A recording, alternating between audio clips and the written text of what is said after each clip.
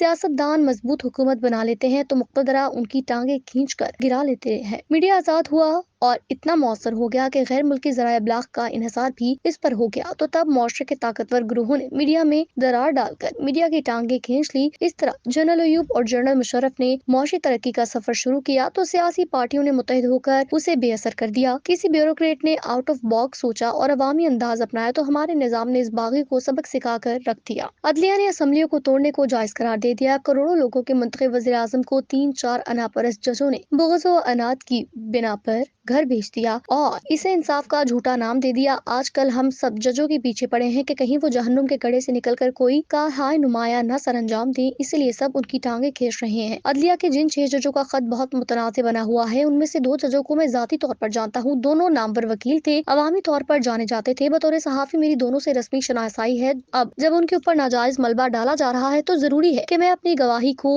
न छुपाऊं बल्कि एलानिया तौर पर उसे बयान करूं। जस्टिस बाबर सत्तार, जस्टिस अतर मिन्नल्लाह दोनों मुतमव्विल खानदानों से ताल्लुक रखते हैं। दोनों की वकालत टॉप पर थी। वकालत छोड़कर जज बनकर उन्हें माली तौर पर बहुत नुकसान हुआ। दोनों ने जजी सिर्फ इसलिए कबूल की होगी कि वो अदलिया में शामिल होकर पाकिस्तान में इंसाफ की बेहतरी के लिए कोई किरदार अदा कर सके। जस्टिस बाबर सत्तार जज बनने से पहले अखबारात में मज़ामीन लिखते थे, टॉक शोज में अपनी आरा देते थे। वो वाकई कानून पर अथॉरिटी रखते हैं, दानिश्वरी के आला तरीन ओहदे पर फाइज हैं। जज बनकर बाबर सत्तार बड़े नहीं हुए, जजी का ओहदा उनके नाम से बड़ा हुआ। मुझे जस्टिस बाबर सत्तार के ख्यालात और फैसलों से इख्तलाफ हो सकता है, मगर उनकी दयानत, कानून पर उनकी दस्तरस और मुल्क के लिए उनकी वफादारी पर जर्रा बराबर शक नहीं। वो चाहते तो बैरून मुल्क रहकर अरबपति बन सकते थे, वकालत करते तो करोड़ों रुपए फीस लेते, मगर उन्होंने जजी कबूल की। ऐसे लोगों का सबको एहतराम करना चाहिए। इसी तरह के लोग हमें जहन्नुमी मुआशरे से निकाल कर कानून और इंसाफ के मुआशरे में ले जा सकते हैं। उनके इख्तलाफ को बर्दाश्त करना चाहिए और उसे भी इस्लाह के रास्ते में कदम समझना चाहिए। जस्टिस बाबर सत्तार के हक में इससे बड़ी गवाही क्या होगी कि हुकूमत के अटॉर्नी जनरल और हमारे दोस्त मलिक हैदर उस्मान के साहिबजादे मंसूर अवान ने भी उनकी दयानत और रास्त गोई को सराहा है। बाबर सत्तार जैसे गिने चुने लोग हमारे लिए मीनारे नूर हैं।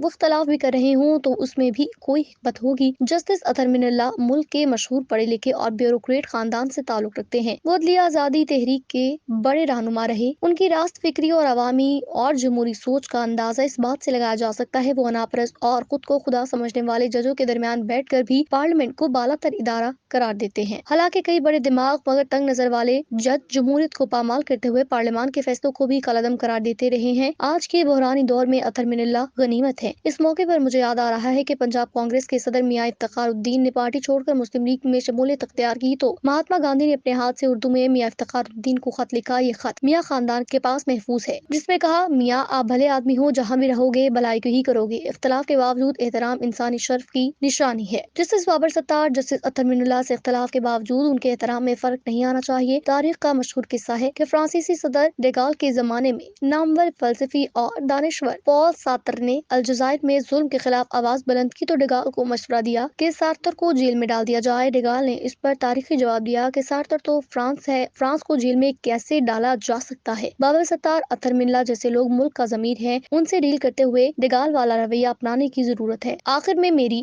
नूनियों, इंसाफियों, जियालों, वजीरों, उनके मुखालिफों, सिविलियन बालादस्ती के हामियों, मुख्तदरा के वफादारों सबसे आजाना दरख्वास्त है कि हम जहन्नुम के गड्ढे में बैठकर अपने बेहतरीन दिमागों की टांगे न खींचे। तासुब, नफरत, सियासी दुश्मनी अपनी जगह, मगर जिन जजों का माजी बेदाग है, जिन्होंने जमहूरियत, आजादी इजहार, अदलिया की आजादी और पार्लियामान की बालादस्ती के हक में फैसले किए हैं, उन्हें अपने सतही मकासद की नजर से न देखें। अगर ये कोई फैसला आपके खिलाफ दे दें तो तब भी सुकरात और भुट्टो की तरह माय लॉर्ड कहते उनके फैसलों पर साथ करें। बाबर सत्तार, अतर मिन्नल्लाह जब से जज बने हैं मैं उनसे कभी नहीं मिला, मगर मुझे यकीन है कि वो हमारी अदलिया के रोशन सितारे हैं। अटॉर्नी जनरल मंसूर अवान इन जजों के मुखालिफ कैंप में हैं, मगर फिर भी वो इनके हक में बोल पड़े हैं। कौम का जमीर जागेगा तो सभी उनके हक में बोलेंगे। जब ऐसा वक्त आएगा तभी हम जहन्नुम के गड्ढे से निकल सकेंगे।